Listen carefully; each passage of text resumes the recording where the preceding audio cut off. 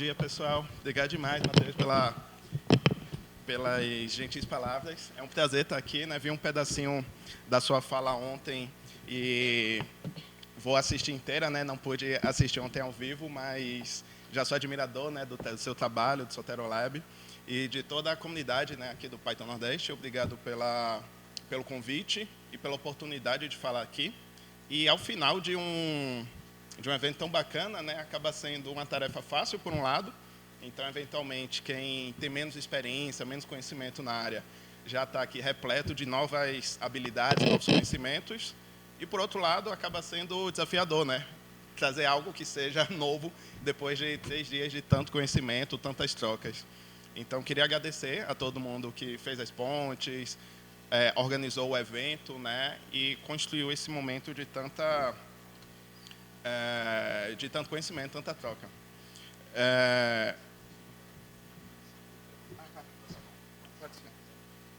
Fica melhor assim? Tá? Então vou com esse aqui mesmo. Então, hoje aqui eu trago uma pequena fala para a gente discutir sobre um aspecto político e social, né, das tecnologias. Como o Matheus bem mencionou, né, e algumas falas ao longo do evento trouxeram essa camada política e social das tecnologias, hoje o meu foco é pesquisar e desenvolver debates e recomendações sobre o que significaria uma regulação de IA que se baseie em lógica antirracista em um país como o Brasil, que tem todo esse histórico de um terror racial estabelecido sobre minorias negras, minorias indígenas e, basicamente, quem foge dos padrões, inclusive em outras camadas, né, interseccionais. Atualmente, eu sou fellow na Fundação Mozilla, desenvolvendo esse projeto individual. Quem tiver interesse pode acessar o site desvelar.org, onde a gente tem materiais e os resultados da fellowship. E a gente tem um ciclo formativo, que é uma atividade fechada, mas aberta no sentido de acolhimento. Então, qualquer pessoa que tenha interesse em discutir essas temáticas e faça parte de algum coletivo social, alguma ONG, mandato, pode entrar em contato e eu passo mais informações, que a gente está sempre aberto para acolher mais pessoas. E, além disso, a gente tem editado alguns livros, né? Esse livro, Racismo Algorítmico, é um livro pessoal que eu publiquei individualmente, né, sobre essa temática, que está aberto, tem a versão PDF, versão HTML, e do lado eu tenho 2 coletâneas que eu tive o prazer de conectar e editar dezenas de pesquisadoras e pesquisadores fantásticos do Brasil e de fora, tratando dessas temáticas, né, de discriminação e tecnologias. Os dois, o Comunidades, Algoritmos e Ativismos Digitais, tem uma versão PDF que já está liberada, e o de cima, recém-lançado, né, organizado pela Tiane Neves e por mim, acabou de ser lançado, tem uma versão impressa pela Litera Rua, e a gente vai liberar o PDF aberto em novembro também. Então, quem tiver interesse pode procurar por aí.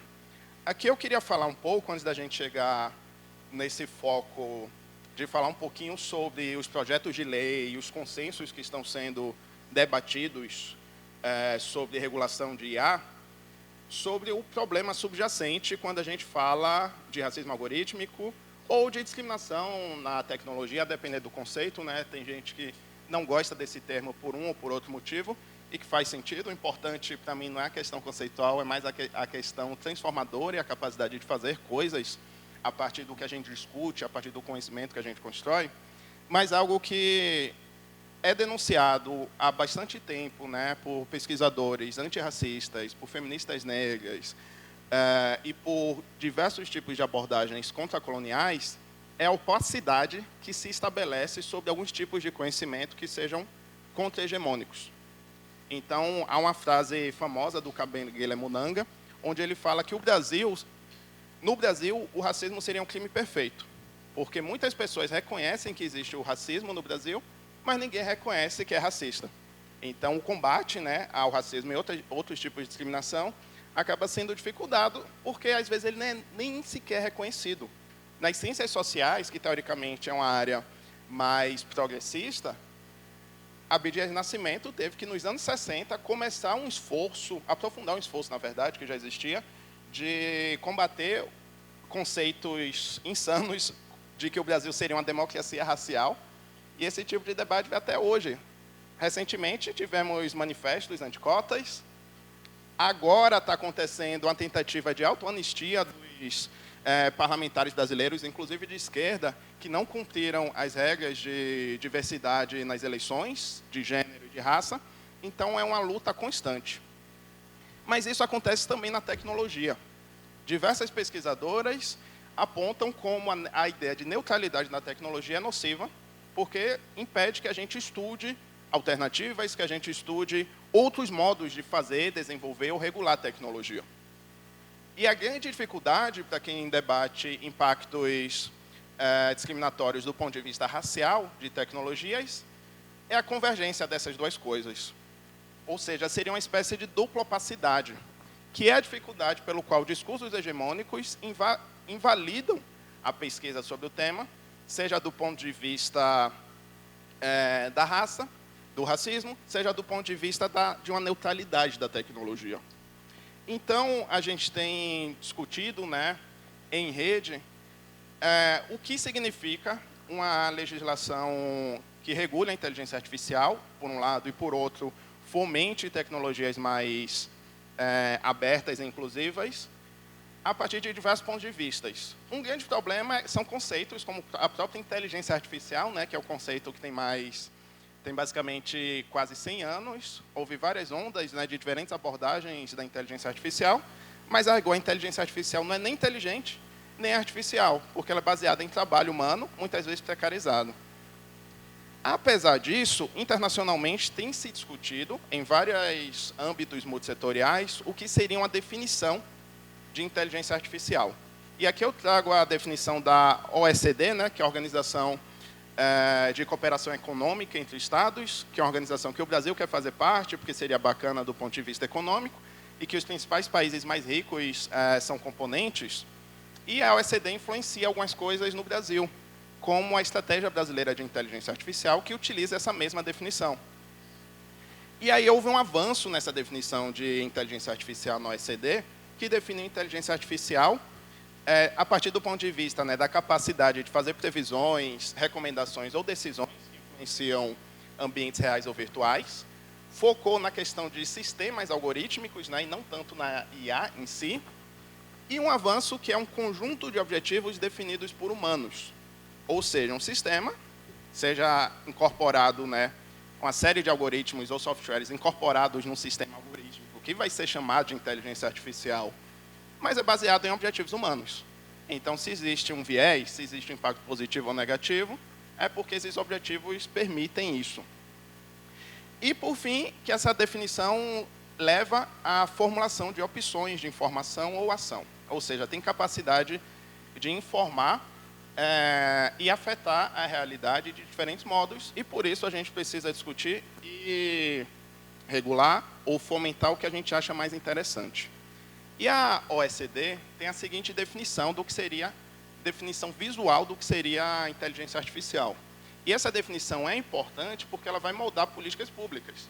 A Estratégia Brasileira de Inteligência Artificial, que foi assinada pelo então ministro de Ciência e Tecnologia, o astronauta Marcos Pontes, foi uma estratégia absolutamente horrível, influenciada basicamente por Big Tech e que tem muitos problemas. Então, é importante pesquisar esses tipos de definições, sejam definições textuais, sejam concepções visuais. Então, a ECD tem alguns avanços no sentido de que observa os dados e os inputs para um treinamento de sistema, né, baseado em aprendizado, e tarefas e outputs. E uma visão ali do que seria o contexto, né? Então, o contexto não é ignorado. Mas, apesar desses avanços na definição do que seria um sistema algorítmico, um sistema de, abre aspas, né, inteligência artificial, há muitos danos sendo reconhecidos por alguns atores e não reconhecidos por outros. Por exemplo, a Microsoft, que inclusive investiu em muita pesquisa de qualidade nessa temática, desde o lançamento do ChatGPT, tem falado publicamente que não quer regulação porque a gente tem que descobrir quais são os danos da inteligência artificial, né? Então, mudou o discurso por causa de flutuações do mercado. E aí eu convido vocês para verem esse mapeamento que a gente mantém no site da Desvelar, mapeamento de danos algorítmicos, sobretudo ligados a racismo, e outros 2 mapeamentos que vão estar linkados no slideshow. Então, quem tiver interesse pode pedir esse slideshow e envio depois, são alguns mapeamentos internacionais.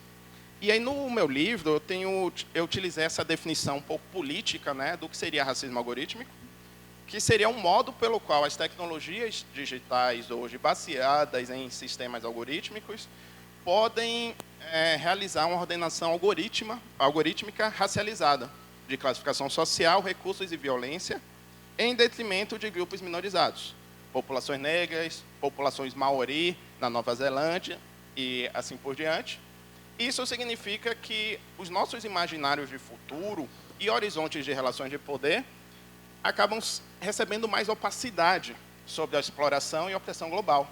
Então, quando sistemas algorítmicos são utilizados pelo Estado para decidir quem recebe ou não recurso público, isso gera outros tipos de desigualdades que podem estar calcadas em processos discriminatórios anteriores.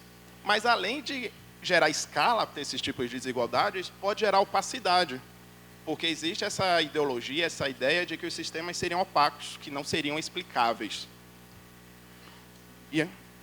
E aí, em diversas pesquisadoras e pesquisadores nos últimos anos têm tentado categorizar quais seriam os danos possíveis mediados por sistemas algorítmicos. E há um amplo histórico que vai de danos alocativos econômicos, por exemplo, precificação algorítmica em aplicativos de entrega ou de transporte, que podem penalizar regiões específicas da cidade. Danos à identidade ou autodeterminação. E aí a gente tem um importante estudo da Safia Noble sobre representação negativa de mulheres negras em buscadores, por exemplo, que já foi identificado também no Brasil de diferentes formas. Danos epistêmicos, que vão de desinformação até informações factualmente erradas em sistemas como o ChatGPT, que foi denunciado, por exemplo,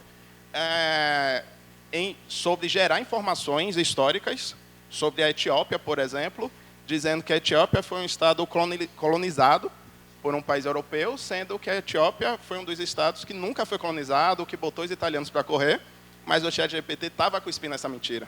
E quando começa a cuspir essa mentira em uma escala enorme, a gente corre o enorme risco de que a mentira vai estar mais visível do que a verdade, né? Então, esses sistemas de escala passam a ser vistos como sistemas de risco também. Danos ambientais e à saúde pública, que vão de discriminação na triagem de pacientes em planos de saúde até o impacto ambiental. E danos necropolíticos diretos, como, por exemplo, o uso de sistemas de reconhecimento facial para fortalecer a violência estatal engendrada pela polícia, por exemplo. E aí, alguns casos que eu vou passar rapidamente, né, porque já são bastante conhecidos. Por exemplo, o estudo da Safia Noble sobre representação negativa de mulheres negras em buscadores. É um estudo impactante, né, que impactou políticas públicas e todo o campo. Foi traduzido para o português nesse livro, Algoritmos da Opressão. E há uma frase que ela descreve muito bem, né, os problemas de pensarmos em neutralidade da tecnologia e de que sistemas algorítmicos de decisão seriam adequados ou seriam positivos. Porque representariam a sociedade. Será que é isso mesmo? E aí ela lembra, né, em um país como os Estados Unidos, onde a população negra representa 14% da população, que não adiantaria alternativas de reações simplesmente por buscas melhores. E aí, abre aspas, ela fala, se todas as garotas negras estivessem empenhadas em pesquisar a si mesmas, utilizando esse mito da democracia digital, elas ainda assim estariam em menor número do que buscas por pornografia. E assim sua identidade está sujeita a controle por pessoas procurando por pornografia e essas buscas não precisariam sequer ser explícitas. Então, ela reforça como a ideia de que empresas, né, como a Alphabet têm falado de que os buscadores apenas representam a realidade, pode ser nocivo, porque o nosso histórico de dados registrado em sistemas com bases de dados, sistemas hegemônicos, é um histórico muito nocivo. Mas os impactos não se tratam apenas de decisões possivelmente acidentais por causa de bases de dados enviesadas. Às vezes, os sistemas computacionais podem incorporar decisões explícitas, discriminatórias, mas, por serem mecanismos em escala, descobrir essas decisões é mais difícil. E aí, um caso que a agência investigativa ProPublica analisou 2 anos atrás foi como o sistema, né, de anúncios do YouTube permitia que pessoas anunciassem em vídeos sobre white power, que é um termo associado explicitamente à supremacia branca, mas não permitiam que pessoas anunciassem em vídeos que mencionassem Black Lives Matter, que foi um movimento ativista contra o racismo e contra a violência policial. Então, na verdade, é uma decisão explícita que alguém na empresa colocou nas regras daquele sistema e, a partir daí, se transformou em escala. Porque pessoas, por exemplo, que pudessem estar anunciando cosméticos, por exemplo, para cabelos 4, digamos,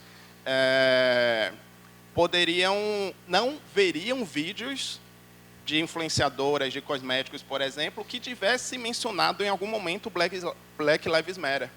Então, são processos discriminatórios que são incorporados em escala e recebem essa opacidade, é mais difícil de registrar. Outra categoria essencial é a modelagem de categorias sociais que fogem à legislação explícita ou conceitos explícitos de afiliação étnico-racial. Nos Estados Unidos, desde os anos 60, existem leis relativamente rígidas contra a discriminação na habitação. Porque nos anos 60, com os direitos civis estadunidenses, comunidades negras e latinas ganhando mais acesso a coisas, avanços econômicos e tal, houve uma reação enorme de bairros brancos em tentar expulsar pessoas negras, que não queriam que essas pessoas morassem ali perto. E aí há uma lei de 1968, chamada Fair Housing Act, que proíbe explicitamente a realização de anúncios excluindo categorias demográficas, como pessoas negras, ou pessoas latinas, asiáticas, etc. O Facebook não tem, quando você constrói o perfil, a categoria racial. Você não coloca lá que você é negro, que você é latino, ou qualquer categoria, a depender da região. Mas eles possuem modelos algorítmicos que, a partir dos likes e a partir de outros tipos de atividades, conseguem identificar o que eles chamaram de afinidade sociocultural. E nessa afinidade sociocultural, pessoas com afinidade sociocultural afro-americana, afinidade sociocultural asiática ou afinidade sociocultural latina poderiam ser excluídos dos anúncios. Mas não havia sequer a categoria afinidade sociocultural caucasiana ou afinidade sociocultural branca. Então, foi um mecanismo de utilizar a modelagem algorítmica de proximidade àquela categoria, mas sem utilizar a categoria que era proibida por lei. Grupos de igualdade nos Estados Unidos levaram anos processando o Facebook para que ele admitisse isso e tirassem essas opções. E, por fim, pensando em violência estatal, a gente tem os absurdos do reconhecimento facial, que, infelizmente, nossa Bahia tem sido a ponta de lança do atraso, e outros tipos de mecanismos, como, por exemplo, o policiamento preditivo para penalizar mais bairros negros e assim por diante.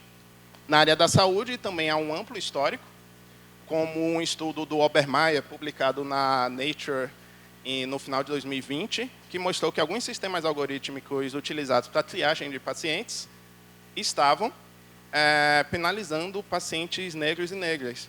Também sem a categoria racial de forma explícita, mas como era baseado em bases de treinamento, o sistema aprendeu com as microdecisões feitas ao longo de anos e anos por pessoas na triagem, por médicos, por pessoas que tomavam decisões nesse ambiente e que não reconhecem que a medicina, né, e profissionais da medicina podem ser racistas. E isso acontece no mundo todo.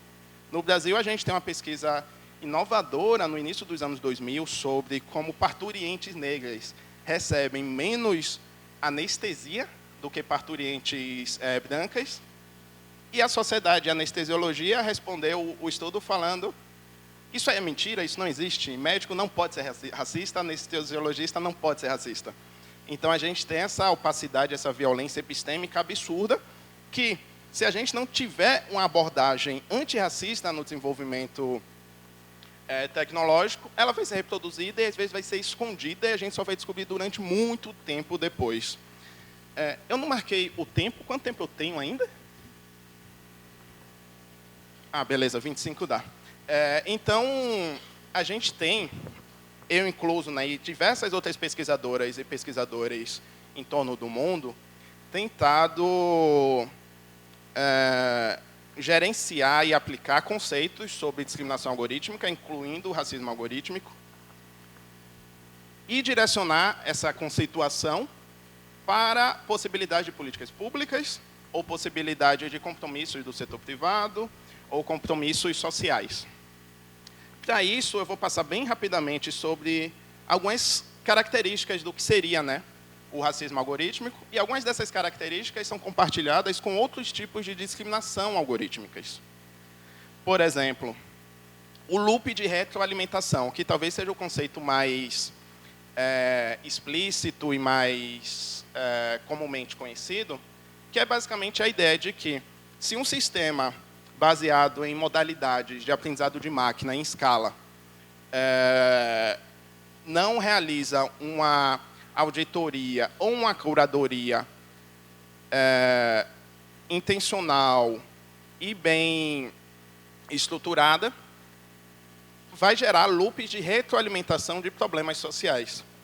E um dos exemplos mais vulgares, mas que foi identificado, foram sistemas de computação visual, de visão computacional, que identificavam fotos, como essa quarta foto, né, de um homem, aparentemente um homem cis, na cozinha, e era marcado como mulher, porque devido, né, à correlação dos outros fatores, e essa correlação sendo vista como suficiente, o sistema entendia que havia muito mais fotos, né, de humanos na cozinha, sendo humanos mulheres, então era uma boa chance de que essa pessoa era uma mulher. E o contrário quando eram fotos de laboratório, onde muitas mulheres foram marcadas como homens, porque no contexto de laboratório, na cultura hegemônica, há mais homens em espaços de decisão, espaços de pesquisa científica hegemônica. Então, esse loop de retroalimentação leva àquela ideia de que dados ruins entram, resultados ruins saem. Mas essa é uma parte da coisa. Uma outra parte é a opacidade algorítmica, que é a ideia de que sistemas complexos, né, não poderiam ser analisados em minúcia, né, devido a possuírem literalmente milhares e atualmente bilhões ou trilhões, né, de parâmetros, seria o suficiente para avaliar esses sistemas como opacos, como não possíveis de serem explicados. Mas há técnicas sobre explicabilidade, né? Mas mesmo assim a gente pode pensar no sentido de resultados e de auditoria do que efetivamente acontece. Então, mesmo que efetivamente a gente não consiga explicar, em tese, como o sistema chegou àquele resultado, a gente pode criticar quais são as premissas e categorias incorporadas ali. Então, quando a gente pensa os estudos que mostraram que algoritmos de recomendação podem favorecer vídeos extremistas em plataformas de vídeo, por exemplo, mesmo que a gente não entenda as relações incorporadas ali, né, nos vetores de correlações, a gente pode criticar a ideia de que um sistema está sendo treinado para gerar mais visualizações sempre, para segurar a pessoa por horas e horas ali nos vídeos e fazer uma reflexão contextual sobre qual é o tipo de coisa que faz com que os seres humanos fiquem tanto tempo online. Então, o próprio modelo de negócio pode ser um problema aí, né? E aqui eu não vou ser redundante, né, porque a maior parte aqui do auditório, né, é de desenvolvedores, programadores, Mas, basicamente, uma coisa que o Dominique Cardon fala, né, sobre os modelos conexionistas de inteligência artificial, é esse desafio de que, atualmente, em sistemas de escala, sobretudo em Big Tech, grandes empresas de tecnologia, a relação entre inputs e resultados desejados é vista como prioridade, e no espaço de cálculo, o modelo em si é atualizado de acordo com esses objetivos desejáveis. Então, seja gerar mais visualizações e mais engajamento em uma plataforma de mídia social ou diminuir os custos da triagem de pacientes em planos de saúde. Mas a custo de quê isso é realizado? Se não existem essas categorias e esses enunciados morais explícitos sobre o que é desejável, o sistema pode gerar coisas terríveis, né? Há estudos da psicologia que mostram que discriminação realizada em ambientes digitais é vista como menos chocante do que discriminação face a face. Então, tudo isso pode gerar uma perda de sensibilidade da sociedade sobre discriminações. E, por fim, a gente sabe, apesar da negação, de que temos efetivamente acesso diferencial a direitos. Então, em países como o Brasil, apesar de atualmente não existirem, em grande medida, leis que sejam explicitamente racialmente discriminatórias, as leis e as instituições aplicam de forma discriminatória.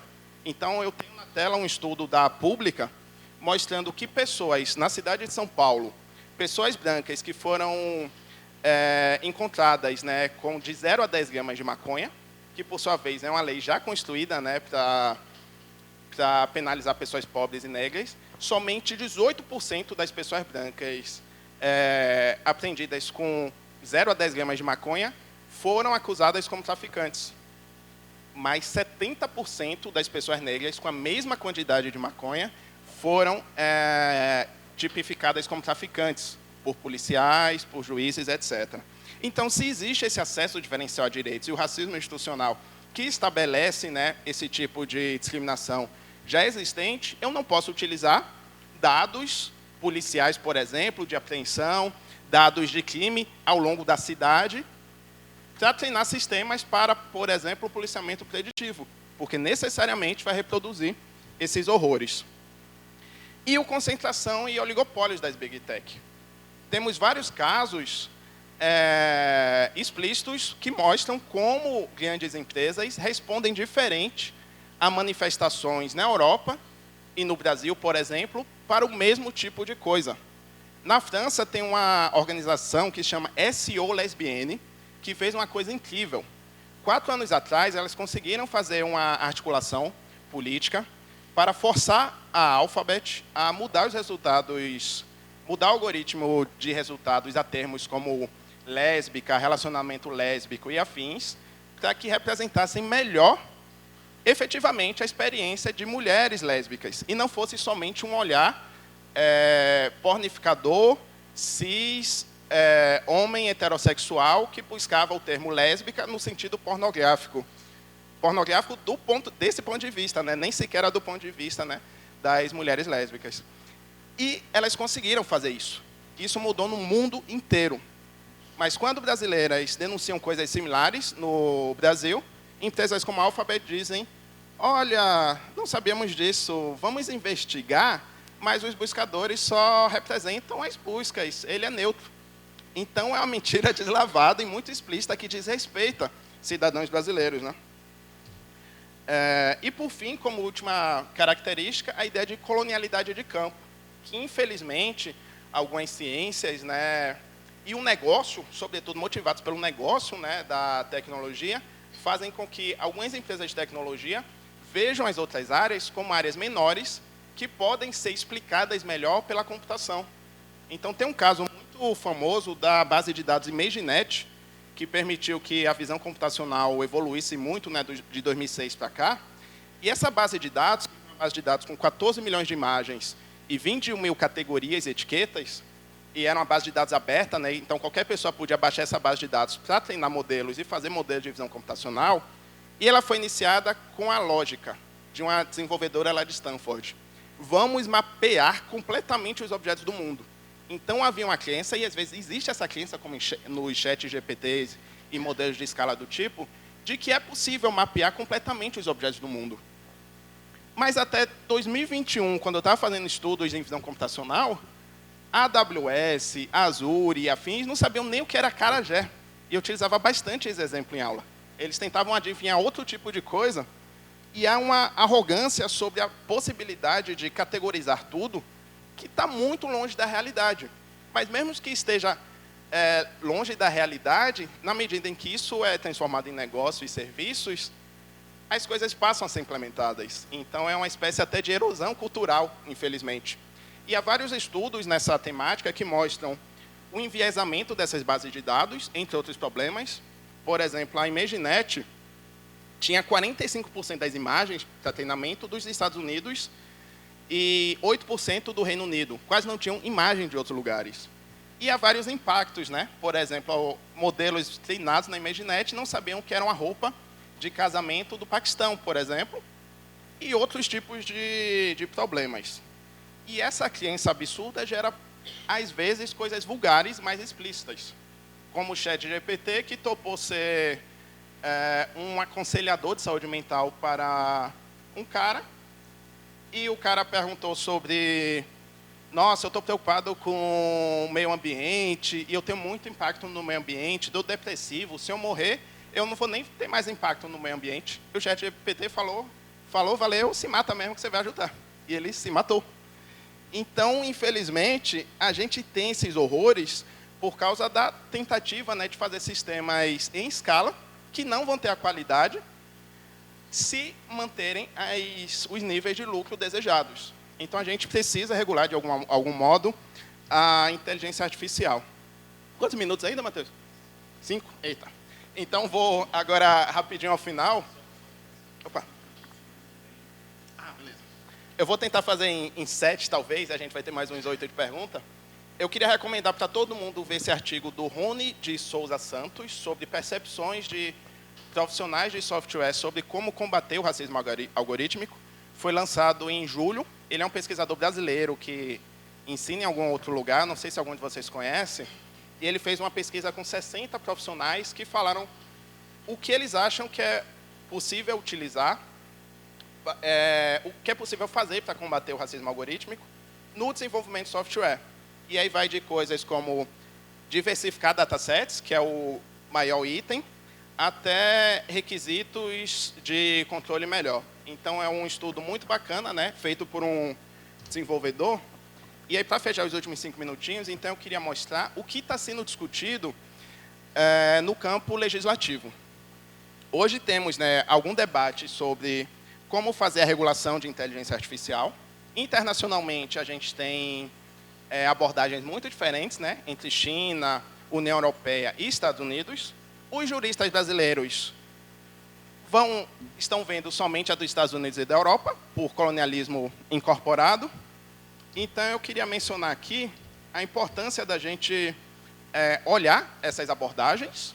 Não todos nós, digamos assim, né, porque é um trabalho, infelizmente, chato, mas a gente saber disso e conseguir apoiar as pesquisadoras, pesquisadores que estão trabalhando nisso é muito bacana, e ver isso como oportunidades, às vezes até profissionais. Então, a gente tem a abordagem dos Estados Unidos, que foi co-escrita pela Alondra Nelson, que é uma cientista social fodona dos Estados Unidos, uma mulher negra, que foi uma das inventoras do conceito de afrofuturismo, e hoje ela é uma conselheira do presidente americano. E no final do ano passado, os Estados Unidos lançou uma série de recomendações para a inteligência artificial ser menos nociva. Essas recomendações envolvem privacidade de dados, proteção contra a discriminação algorítmica, mecanismos de fornecer informações, etc. E reconheceu o conceito de discriminação algorítmica, que ocorreria quando sistemas automatizados contribuem para tratamento diferencial injustificado ou impactos desfavoráveis a categorias protegidas. É um avanço esse reconhecimento, mas a gente está falando dos Estados Unidos, que não regula nada porque eles querem favorecer as empresas deles. Então, não tem nenhum mecanismo vinculante, que é aquele mecanismo no termo de obrigação. E parte do setor privado brasileiro, e o setor privado estrangeiro está tentando fazer lobby no Brasil para a gente seguir esse caminho, que é muito nocivo para a gente. Uma outra abordagem que foi incorporada no projeto PL 2338, que eu vou mostrar em seguida, é a abordagem da União Europeia, que todos os estados da União Europeia, muito provavelmente, a depender só de alguns ajustes nos próximos meses, vão passar a seguir no final desse ano. E há diversos pontos, mas eu queria mencionar que há algumas regras relacionadas à abordagem de risco. Então, a abordagem da União Europeia identifica que sistemas de inteligência artificial de escala e ou de alto risco devem ter um determinado tipo de obrigação de transparência, de responsabilidade, de supervisão pública. Sistemas de baixo risco não precisam dessas obrigações. E há uma lista de riscos inaceitáveis, como policiamento preditivo, reconhecimento facial, reconhecimento de emoções e outros que envolvam persuadir uma pessoa de forma manipulatória. O PL 2338, que foi criado ano passado no Brasil, por um conjunto de juristas, segue, sobretudo, essa abordagem da União Europeia, mas com alguns problemas. O primeiro foi uma comissão de juristas, de 18 juristas, estabelecida ano passado pelo Senado e coordenada pelo Vilas Boas Cueva, do STJ, e são 18 juristas brancos, basicamente só de São Paulo, Brasília e alguns do Rio de Janeiro. Muitos deles, a meu ver, com conflitos de interesse, mas, a meu ver, eu não estou acusando nada, já que tá gravado, importante é registrar isso. E, depois de alguma pressão da sociedade civil, pelo menos eles abriram para audiências públicas. Então, algumas pessoas foram convidadas para falar no Senado, mas dessas 60 pessoas brasileiras, somente 14, no final das contas, eram pessoas negras, ou seja, não representa a população brasileira. E o Senado brasileiro ainda ouviu 20 e poucas pessoas de outros países, né? Que é algo que é impensável, um governo americano, um governo europeu, abrir tanto espaço, né, para opiniões estrangeiras. E aí houve alguns avanços, diversos grupos de mulheres e homens negros enviaram contribuições escritas, e são pessoas que deveriam ter sido convidadas, como, por exemplo, o grupo Juristas Negras, que foi cofundado pela Lívia Santana de Vaz, que está agora em campanha para ser a ministra do STF, né, uma promotora pública daqui, e torçamos para que ela consiga, né, enviou contribuições, e as contribuições antirracistas, em sua maioria, não foram incorporadas. Pelo contrário, alguns mecanismos de direito foram diluídos em comparação à abordagem da União Europeia, que inspirou de forma absoluta essa proposta. Por exemplo, o reconhecimento facial é algo menos rechaçado na proposta daqui.